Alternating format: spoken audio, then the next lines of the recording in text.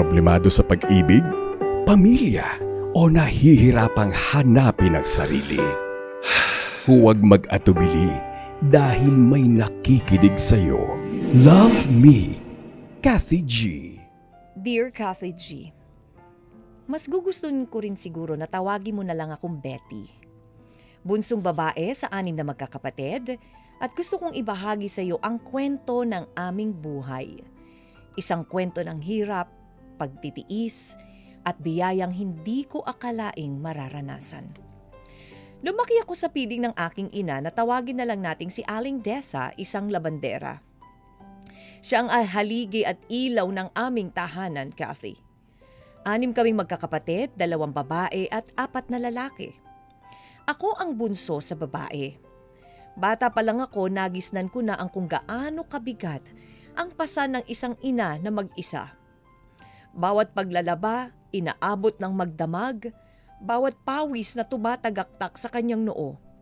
Iyon ang naging puhunan niya para mabuhay kami. Public school ang aking pinasukang paaralan noong elementarya. Kahit papaano na irao sa mga bayarin sa eskwela, salamat sa pawis at sakripisyo ni nanay. Eto na, nang sumapit na ang high school, mas lalo kaming nahirapan, Kathy. Sa aming lugar, iisa lang ang eskwelahan, isang private school.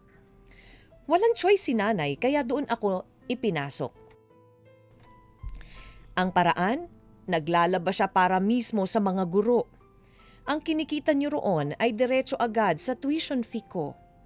May mga panahong kapos ang kita sa paglalaba at wala nang maiiwan para sa iba pa naming gastusin. Kaya madalas ang baon ko ay simpleng pirasong tinapay at tubig. Kapag may mga bayarin na kailangan agad bayaran, ang bukang bibig ko ay pasensya sabay abot ng promissory note. Nakaraos ng high school, proud si Nanay Kathy dahil nakapagtapos siya ng anak sa isang pribadong eskwelahan. Hindi ko naabot ang kolehiyo. Walang nakapagtapos sa aming magkakapatid sa kolehiyo, Kathy. Noong mga panahon na yon, ang tanging target makapagtapos ng high school, matapos noon maghanap agad ng trabaho para sa ikabubuhay. Sumunod sa yapak ni nanay, naging labandera rin ako at nag-alaga ng mga bata para may pandagdag kita.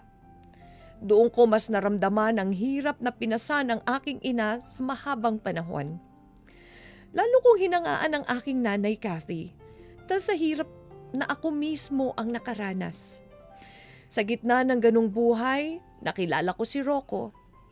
Isa siyang promodizer sa maliit na grocery store sa aming bayan. Hindi mayaman, hindi mataas ang sweldo, pero tapat ang kanyang puso. Nagmahalan kami kahit parehong salat sa karangyaan. Doon na nagsimula ang panibagong yugto ng aking buhay, Kathy. Nagpakasal kami at bumuo ng pamilya. Ang ginawa naming pundasyon na hindi pera kundi tiwala sa isa't isa sa bawat isang kakayahan at pagmamahal. Nagkaroon kami ng 2 anak. Si Jem ang aming panganay na babae at si Ed ang aming bunso. Patuloy akong tumanggap ng labada at nag-aalaga ng mga batang anak ng kapitbahay para may maibayad sa pangangailangan. Habang si Rocco ay walang tigil sa pagtatrabaho. Halos araw-araw nag-overtime. Ang kinikita namin ay sapat lang para mairaos ang pang-araw-araw na pangangailangan, Kathy. Napagtapos namin ang elementary at high school ang 2 naming anak. Masasabi kong iginapang namin ito ng walang pag-angal. May isa pa kaming napagkasunduan ni Rocco. Gusto naming hindi lang basta makapagtapos ng high school ang aming mga anak. Habang bakasyon, pinaturuan naming tumugtog ng mga musical instrument si Jem at Ed. Si Jem ay natutong tumugtog ng clarinet at si Ed naman ay flute.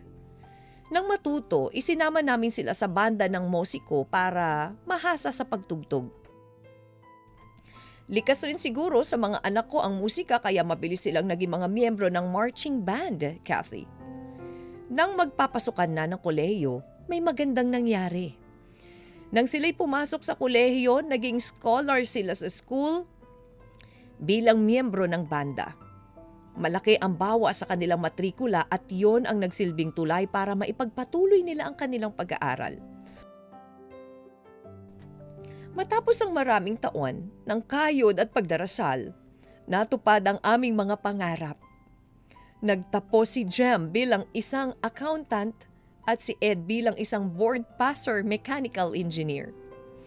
Ang saya naming mag-asawa ay hindi matutumbasan ng kahit anong halaga, Kathy. Ang mga anak naming pinalaki sa hirap ay umangat at hindi lang para sa kanila kundi para rin sa amin. Ngayon sila'y may maayos ng trabaho. Sila rin ang nagbigay sa amin ng mga karanasang hindi namin inakalang mararanasan pa. Sinurpresa kami ng magkapatid nang mag-celebrate kami ng aming wedding anniversary. Dinala kami sa Boracay, isang bagay na noon para sa amin ay para lang sa mayayaman. Dinadala nila kaming mag-asawa, kumakain sa iba't ibang mga restaurant. Kung dati ay sa talipapa, namimili at patingin-tingin lang ngayon, dinadala na rin nila kami sa mga malalaking grocery store. Noon, ang alam ko lang ay maglaba, mag-alaga ng mga bata at pumunta sa palengke. Ngayon, natuto na akong tumingin sa mundo na higit pa sa aming bayan. Kahit kailan hindi kami umutang, hindi kami nagreklamo, ang buhay namin ay simple lang, Kathy. Ang mahalaga, may pagkain, may damit, may tahanan.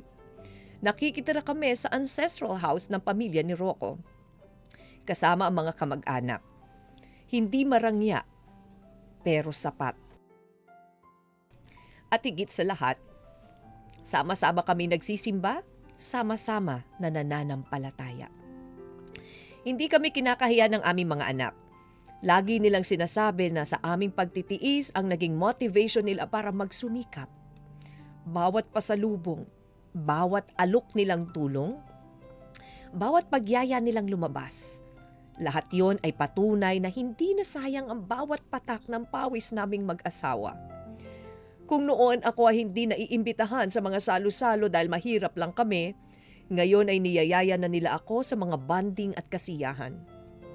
Hindi ko yun ikinataas ng ulo, Kathy. Sa halip, ipinagpapasalamat ko.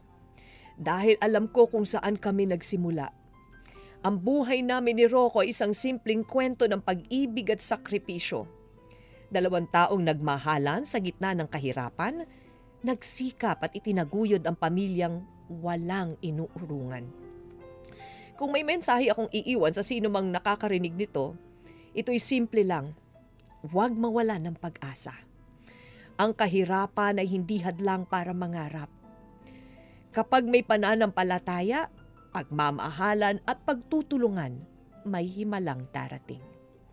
Sa sitwasyon namin ni Rocco, ang aming mga anak ang isa sa pinakamagandang milagro na ibinigay sa amin. Hanggang dito na lamang, Kathy. Lubos na gumagalang, Betty.